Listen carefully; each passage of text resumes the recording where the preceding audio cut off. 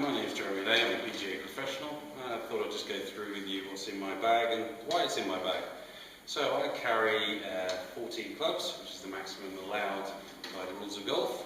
I start with my driver, which is a Titleist. What I did when ordering this was order a driver that's 44-inch length of shaft, which is a little bit shorter than usual. I just feel that gives me a little bit more control.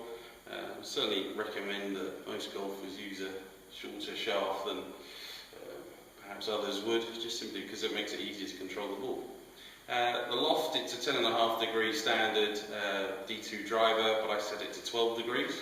Just again, that makes me feel as if I can put a little bit more control over the shot, and I can still hit it quite a good distance. It's also set to a fade setting. My standard shot tends to go from right to left, so to keep that type of shot a little bit under control by setting it onto a fade setting, I feel that gives me a little bit more chance of hitting fairways. So next I have a 3-wood. I've had that in the bag several years now. I don't use it a whole lot, but perhaps on balls that aren't quite so long or second shots into par 5s, that's the choice of club for me. It's a Wilson club, stiff shafted, and it's standard 15 degrees of loft. Next in my bag, I carry a 2-iron. I know a lot of people these days prefer hybrid clubs. It's just something I've never got on with really. It's Mizuno. It's just a very reliable club for me. So if it's on a shortish par 4, I want to make sure I hit the fairway. That's the club for me. I then skip a club just to make sure I don't go on to over 14. So I take the 4-iron out of the bag normally. So I carry a 3. Then a 5 through to pitching wedge. And all my irons are Mizuno. As you can see, it's got a cavity back. Again, it's a little bit more forgiving. And my shafts are ultra lightweight shafts. They're also regular shafts too. I think my general philosophy is to use a shaft that's as flexible as you can get away with. But also I like the lightness of this club as well. It makes me feel I can swing a little bit more easily without having to hit it too hard and therefore lose control.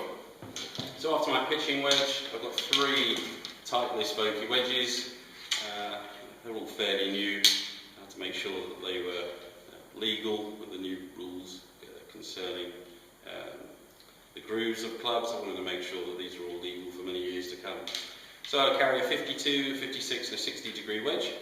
I don't have a lot of bounce on my irons. I prefer something with quite low bounce with my wedges. Perhaps not quite so good from bunkers, but I'll try and adapt accordingly and miss the bunkers in the first place. But typically 4 degrees of loft between the wedges makes a lot of sense. For me the 60 degree goes 90 yards, the 56 100, and the 52 somewhere 110, 115. That takes me nicely out to my pitching wedge, which is 130 yards in normal conditions. So finally the putter, I carry a few putters, or have a few putters, just simply because if one begins to misbehave, it means I can reach out and grab another one, and hopefully that will work for a while. So I have a big Mizuno bag, which gives me loads and loads of pockets and to put food and golf balls and such like in, and also changes of clothing if I'm playing in competitions. I also carry a range finding device as well. I've had this a few years and think it's very necessary to be able to judge distances correctly. I know pretty much how far I'm going to hit each shot, so therefore the other ingredient is knowing exactly how far you need to hit the shot, so I find that absolutely invaluable in tournament play. And lastly, carry an umbrella with me as well. And on the subject of balls, typically I'll use a Pro V 1X Titleist ball. It's something that I've used for a while.